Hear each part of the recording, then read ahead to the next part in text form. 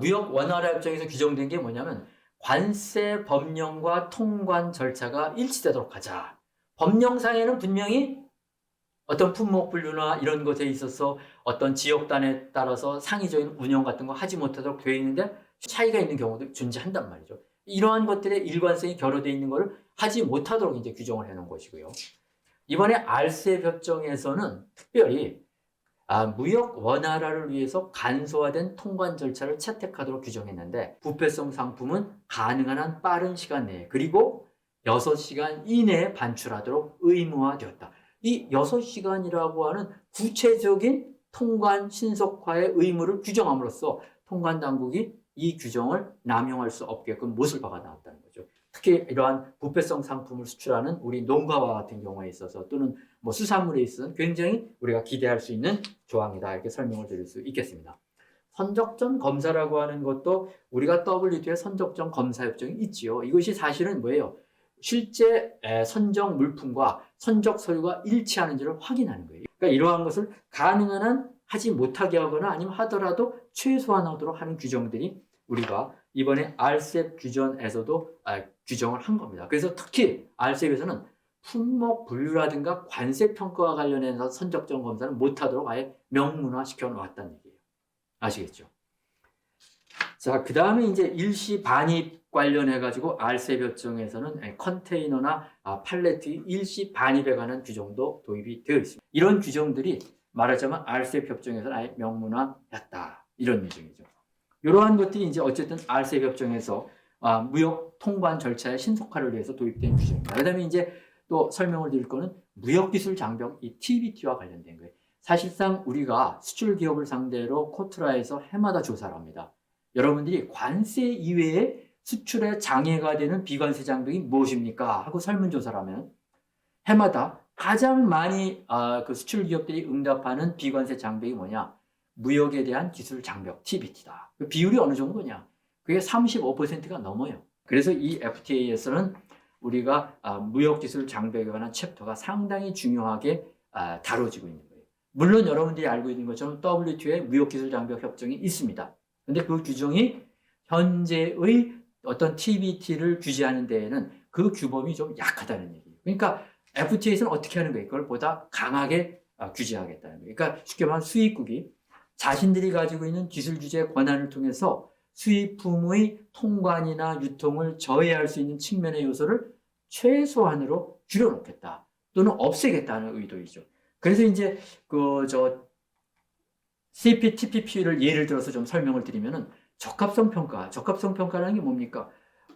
FTA를 취약한 국가의 국내에 있는 물품이 어떠한 자신들이 규정한 표준이라든가 기술 규정을 제대로 충족했는지를 실제 시험에서 검사해서 평가하고 거기에 따른 시험 성적 결과 인증을 발급하는 절차란 말이에요. 이건 분명히 필요한 절차예요. 그런데 문제는 이러한 그 적합성 평가 절차를 수입품이 통관돼서 유통되는 거에 장애가 됨으로써 결과적으로 뭐예요? 수입을 억제하는 쪽으로 보호무효주의적으로도 활용될 수가 있고 실제 자국의 경쟁 기업의 상품을 국내 시장에서 보호할 수 있는 수단으로서 이러한 기술 규제를 활용하는 국가들이 일부 있다는 겁니다. 그랬을 때 먼저 적합성 평가 규정을 말하자면 강화한 겁니다. 예를 들면 뭐냐? 여러분 이러한 적합성 평가를 수행하는 기관은 수입국 안에도 있지만은 수출국에도 있는 거예요. 자, 우리나라의 어떤 수출품이 전자제품이 중국에 수출되는데 이것이 어떠한 그 제품의 표준과 기술 규정을 충족했는지는 우리나라 안에도 그것을 시험에서 검증할 수 있는 시험 인증기관이 우리나라에 굉장히 많아요. 중국에도 많아요. 그 문제는 뭐예요? 우리 수출 기업 입장에서 어느 나라에서 절차를 받고 싶겠어요? 우리나라에 있는 시험 인증기관에서 절차를 받는다면 언어적인 문제도 없고 여러 가지 점에서 편리한 게 많아요. 그럼 우리나라에서 그러한 인증 결과를 받아서 이것은 제품의 안전성을 충족하였다. 그래서 인증 결과를 받고 중국에 수출돼서 중국이 이걸 받아들여준다면 얼마나 좋겠어. 근데 그게 안 되니까 결국 중국의 별도의 시험 인증기관에서 절차를 밟는데 그것이 기간이 길고 비용이 많이 들고 또 불필요한 시험 절차가 중복되고 하니까 결국 수출의 장애 요인으로 작용한다는 거죠. 여기에 대해서 이제 그 CPTPP의 적합성 평가 절차에서는 뭐냐? 다른 당사국의 시험 인증 기관에 대해서 말하자면 자국 내 거소 요건을 규정하지 말아라. 그 얘기는 무슨 얘기예요? 우리나라의 시험 인증 기관도 우리나라에서 어떤 그 수출하는 품목에 대해서 우리나라에 있으면서 그러한 시험 인증 서비스를 할 수 있게 하는 거예요. 현재는 어떻게 해야 되느냐? 중국에 수출되는 제품을 우리가 시험 인증 검사를 우리 시험 인증 기관이 하기 위해서는 중국의 시험 인증 기관 사무소를 설치해 갖고 거기에서 우리가 어떤 서비스를 제공해야 돼요. 그 다음에 이제 그 상대방의 적합성 평가가 뭐 영리법인이라는 이유로서의 어떤 적합성 평가 기관의 어떤 인증 결과 여기에 대한 불인정을 해서는 안 된다.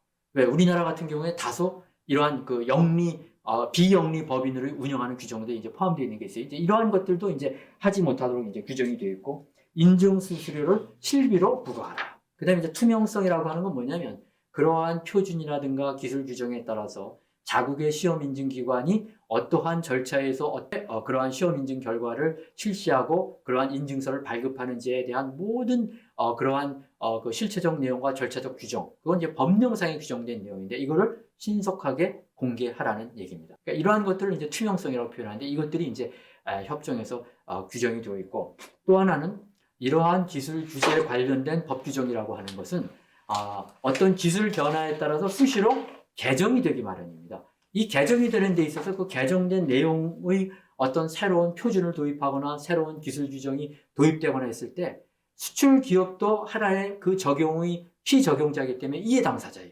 그러면 그러한 다른 당사국의 수출 기업들에게도 그러한 새로운 개정 절차에 참여할 수 있는 기회를 보장해달라.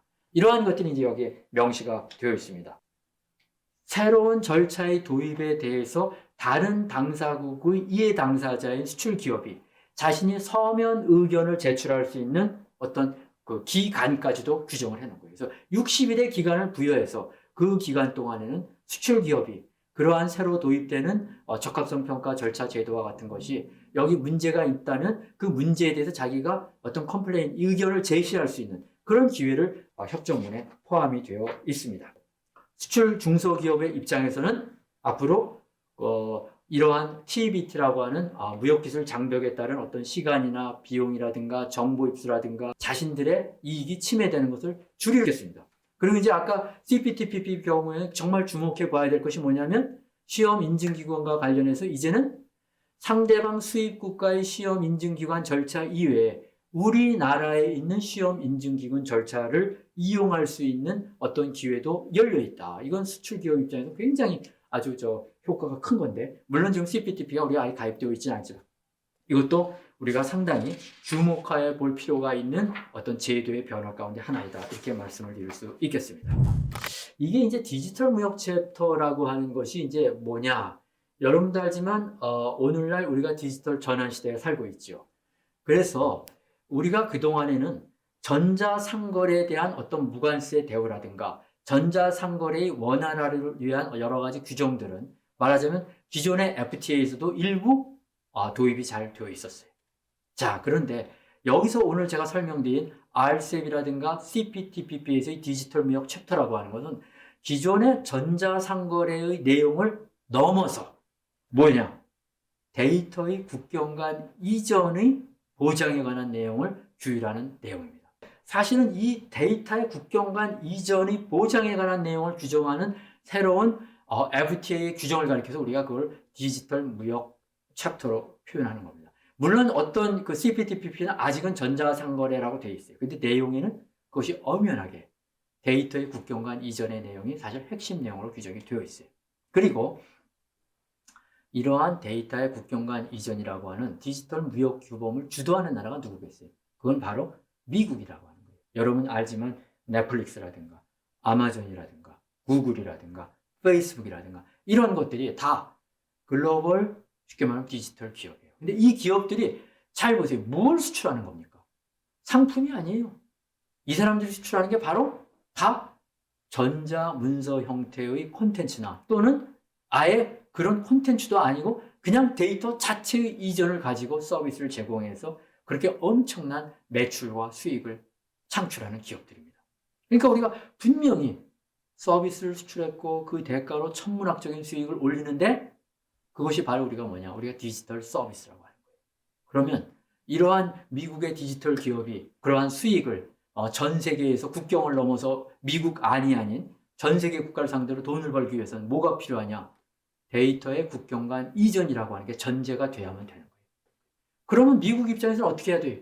그러한 데이터의 국경 간 이전을 보장하라는 거예요. 어떻게? FTA의 디지털 무역 챕터를 통해서. 그래서 사실은 이것이 FTA 규정된 건 RCEP과 그다음에 CPTPP가 이제 비로소 규정한 것이고 미국은 그 이후에 이제 USMCA라든가 그다음 미일 디지털 무역을 통해서 이러한 디지털 무역 규범의 내용을 보다 더 높게 강화하는 겁니다. 강화한다는 건 뭐예요? 미국 입장에서 그러한 디지털 기업의 글로벌 서비스가 보다 더 자유롭게 이루어질 수 있도록 하는 거예요. 이러한 CPTPP와 RCEP에서는 그런 내용을 어떻게 규정하고 있는가? 이거 자체가 뭐 내용이 큰데 요지만을 설명드리자면 이거예요. 디지털 제품의 무관세 적용이라고 하는 것은 기본적인 디폴트예요. 내가 DVD라는 물체를 사는 게 아니라 그냥 인터넷을 통해서 DVD를 다운을 받았다. 제작자로부터. 그리고 그 피를 뭐 20불을 줬다, 10불을 줬다. 그럼 거기에 대해서는 관세를 부과하지 않게 약속이 되어 있어요. 이걸 이제 확인하는 거예요. 여러분들은 여기서 디지털 무역에서 굉장히 중요한 건 말이죠. 바로 여기 나와 있는 국경 간 데이터 이동 보장이라는 거예요. 그럼 그게 뭐냐? 아까 얘기했잖아요. 데이터의 국경 간 이전이 뭐냐? 이 데이터라는 건 여러분이 넷플릭스를 제가 예를 들면 여러분 쉽게 이해가 갈 거예요. 자, 여러분들이 옛날 같으면은 헐리우드의 영화를 볼 때 과거 20년 전에 DVD를 수입돼서 그걸 사서 봤어요. DVD 플레이어가 있어야만 됐어요. 이때는 뭐예요? 상품이에요. 그리고 거기 관세를 받았어요. 굉장히 높은 관세를. 자, 어느 순간부터인가 그런 걸 인터넷 속도가 좋아지면서 뭐예요? 다운로드 받았어요. 그리고 다운로드 할 때마다 돈을 줬어요. 자, 어느 순간부터인가는 넷플릭스가 출연했어요. 오래되지도 않았죠, 이거. 넷플릭스가 출연한 다음에 어떻게 된 거예요? 스트리밍 서비스예요. 이건 다운로드를 받지 않는 거예요, 여러분들. 그냥 실시간으로 그냥 접속해서 자기가 그냥 시청하는 거예요. 이 점에 있어서 CPTPP는 어떻게 되어 있냐? 그걸 일단은 보장하도록 의무 규정으로 규정했다는 거예요. 만일 중국이 CPTPP에 가입하게 된다면 중국의 기존의 국경 간 어떤 데이터 이전에 관한 검열 정책이 포기하는 걸 의미하는 겁니다. 큰 변화죠. 근데 중국이 CPTPP 가입 협상을 보였다는 건 그 정책을 바꾸겠다는 얘기예요. 바꾸겠다는 얘기는 두 가지예요. 하나는 이미 나는 이제 넷플릭스라든가 또는 뭐 구글이라든가 뭐 페이스북과 경쟁할 중국 로컬 플랫폼이 존재한다는 걸 얘기하는 거예요. 아, 그럼 너희 들어와라. 이제 우리도 경쟁할 수 있다. 또 하나는 또 그 시장의 확장성을 자기가 관심을 보는 거예요. 왜? 중국도 다른 나라 가서 이제 돈을 벌겠다는 얘기죠. 이 두 가지 측면이 함께 결부된 것이다. 이렇게 볼 수 있습니다. 그래서 어쨌든 이러한 것에 비해서 RCEP은 어떻게 되어 있냐면은 아까 말한 국경 간 정보 이전 보장한다. 이렇게 되어 있어요. 그런데 거기 단서 조항이 있어요. 뭐냐? 당사국이 정보 이전에 관한 독자적인 규제 요건을 부과할 수 있다. 규제 요건을 부과하면서 사실상 개인 어떤 정보의 이전을 규제할 수 있는 어떤 재량 여지를 규정해 놓고 있거든. 그 다음 컴퓨터 설비의 현지화 요구 금지. 이게 뭐냐? 여러분이 오늘날 디지털 전환 시대에는 엄청난 빅데이터가 축적되는 거예요. 여러분이 핸드폰을 사용하지만 그 핸드폰 사용하는 그 로케이션, 위치 정보가 KT는 1000만 명 정보가 24시간 그 고객의 위치 정보를 축적하고 있어요. 그러면 이걸 빅데이터라고 하는 거죠. 이 어마어마한 정보를 그 사람들은 어떻게 해요? 스토리지, 저장하고 관리해야 돼. 이게 뭐가 필요해요? 데이터 센터가 필요한 거예요. 그런데 이게 무슨 얘기냐면 구글이 우리나라 고객에게 그 서비스를 제공하려면 우리나라 안에 그러한 데이터 센터를 두라는 요구예요. 근데 여러분도 알지만 오늘날 데이터 센터가 장소에 국한됩니까? 아니죠. 인공위성과 그 다음에 데이터 센터가 지구상에 몇 개만 있으면 다 커버가 되는 거예요. 그러니까 구글과 같은 경우는 거점에만 가지고 있지 국가마다 자기네가 데이터 센터를 유지하지 않는단 말이죠. 왜? 충분히 가능하게 지구를 커버할 수 있어요. 모든 것에. 그런데 이러한 것을 요건을 부과하게 되면 결국 디지털 서비스를 제공하는 기업 입장에서는 부담이 되는 거예요. 왜? 넷플릭스도 그럼 여기에 무슨 데이터 센터를 둬야 되나? 엄청난 부담이죠. 그러니까 이런 걸 하지 말라고 하는 겁니다. 그리고 그 밑에 다음 페이지 보면 이제 전자상거래 국내 규제 이런 규정은 이제 아까 말한 것처럼 있지만 그다음에 이제 그다음에 전자인증, 전자서명, 온라인 소비자 보호, 개인정보 보호, 스팸 메일 차단 뭐 이러한 것들이 거기에 다 규정이 되어 있습니다. 핵심은 아까 말한 것처럼 뭐예요? 국경 간 데이터 이전의 보장과 또한 이러한 사업자들의 컴퓨팅 설비의 현지화 요구를 해서는 안 된다. 이게 어찌 보면은 새로운 디지털 전환 시대, 온라인 비즈니스의 활성화를 위한 디지털 무역 규범이 그 채약 당사자에게 요구하는 핵심 의무 조항이다. 이렇게 이해하시면 될 것 같습니다. 그러한 비대면 서비스 사업이 뭐가 있는가? 이게 중기부가 작성한 건데 보게 되면 스마트 헬스와 관련해서 원격 의료와 같은 것이 거기 포함이 됩니다. 교육과 관련해서 온라인 교육이 포함돼요. 그 다음 온라인 교육 콘텐츠도 마찬가지예요. 이거 우리나라에서 제작해갖고 그냥 그 상대방 국가에서 다운받거나 아니면은 그 스트리밍으로 서비스 받으면 되는 거예요. 그 다음에 스마트 비즈니스도 마찬가지죠. 스마트 금융이라고 하는 거. 그 다음에 여기 보면 원격 근무라고 하는 거 나와 있죠. 여러분들. 자, 여러분들 요즘 회의할 때 제가 여러분들하고 지금 어떻게 하고 있어요? 비대면 강의하고 있죠. 언택트 지금 강의하고 있잖아요. 이 온라인 그 수업 강의할 수 있는 것이 바로 뭐 때문에 가능한 거예요? 이러한 것들은 줌 같은 걸 통해서 가능하게 된 거예요. 그죠? 그러니까 이러한 것들이 새로운 비즈니스를 창출한 거예요. 그렇다고 해서 줌이 여기에 한국에 무슨 뭐 데이터 센터를 뒀습니까? 한국에 무슨 오피스를 갖고 없어도 서비스가 가능한 거예요, 이제. 그 다음에 또 하나 보면 엔터테인먼트는 이미 우리에게 생활화되었죠. 그 다음 물류유통을 보게 되면 여러분도 알지만 뭐 쿠팡이라든가 배달의 민족이라든가 다 해주잖아요, 지금. 그죠? 이런 것들. 그 다음에 자율주행차도 여러분도 알지만 그것은 사실은 자동차가 아닙니다. 자율주행차. 그러니까 테슬라의 자동차라고 하는 건 그거는 전기 자동차라고 표현하기보다는 그것은 하나의 이동통신. 그 자체가 모빌리티예요. 정보 기반은. 그 다음에 비대면 기반으로서 가상현실 같은 것. 심지어 최근엔 메타버스까지 나오죠. 실제 자기가 현장에 있는 것처럼 모든 것을 만들어주는 거예요. 이 모든 것들이 뭐에 의해서 가능한 거예요? 데이터의 이전을 수반하는 서비스들이라는 거예요. 실제 현실은 아닌데 실제처럼 모든 거래가 다 이루어지잖아요. 단지 우리가 대면하지 않았을 뿐이지.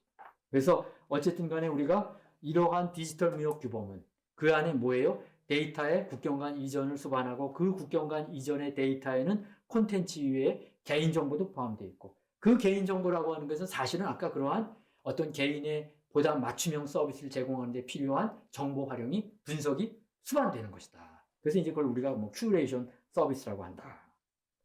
그래서 이제 이러한 것들이 여러분 중소기업 경우도 앞으로 수출을 할 때 이제는 바이어를 직접 만나고 하는 게 아니라 어찌 보면 앞으로 수출 상담도 이런 온라인이라고 하는 것, 그 다음 메타버스 공간을 통해서 이루어지고 전시 공간도 이제는 물리적 공간이 아닌 그런 어떤 가상 공간을 통해서 이루어지는 시대가 올 거예요. 그리고 이미 부분적으로 와 있죠. 그게 바로 가능하게 되는 게 디지털 무역 규범이다. 그렇게 여러분은 이해하시면 될 것 같습니다.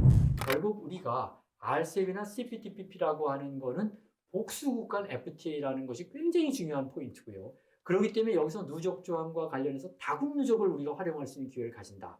그럼과 동시에 또 RCEP은 거기서 재료 누적을 인정하고 있는데 재료 누적과 다국 누적이 결합될 때는 그 누적의 활용 효과가 그만큼 커진다. 심지어 CPTPP 경우는 가공 누적까지도 인정이 되기 때문에 재료 누적과 가공 누적 플러스 다국 누적을 활용하면 우리가 수출 중소기업 입장에서는 공급망 구축이라든가 원료 조달에 있어 굉장히 유연성을 가지고 무관세 대우로서 제품을 수출할 수 있는 기회가 열리기 때문에 중소기업 입장에서는 이 다국 누적 조항에 대한 관심을 가질 필요가 굉장히 있다. 이 얘기를 설명드렸어요. 실제로 우리가 다국 누적 조항이 굉장히 우리에게 기대 효과가 큰 거는 우리나라의 수출 구조가 RCEP에 참여한 국가들 가운데 중간재 수출 비중이 굉장히 우리가 높은 나라예요.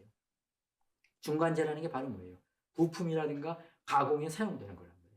그러니까 그만큼 우리나라는 이러한 누적 조항을 활용할 수 있는 수출 규제를 가지고 있고 여기에 있어서 다국 누적이나 누적 조항이 일종의 그러한 수출 효과를 배가시켜주는 어떤 효과를 가질 수 있기 때문에 여기에 상당히 주목할 필요가 있다. 이렇게 말씀을 강조드리고 싶고 끝으로 아까 디지털 무역 규범이라든가 그 정부 지배 공기업이라든가 이런 새로이 도입되는 규범에 대해서는 특히 디지털 무역 규범에 대해서는 앞으로 우리가 디지털 전환 시대에 비대면 서비스가 더욱 활성화되고 확대될 것이기 때문에 여러분 중소기업들도 그러한 비대면 서비스 활용에 대한 어떤 협정상의 규정에 대해서는 그것을 이해하고 활용하는 것이 필요하지 않나 저는 그렇게 생각됩니다. 자, 제 강의를 마치도록 하겠습니다. 감사합니다.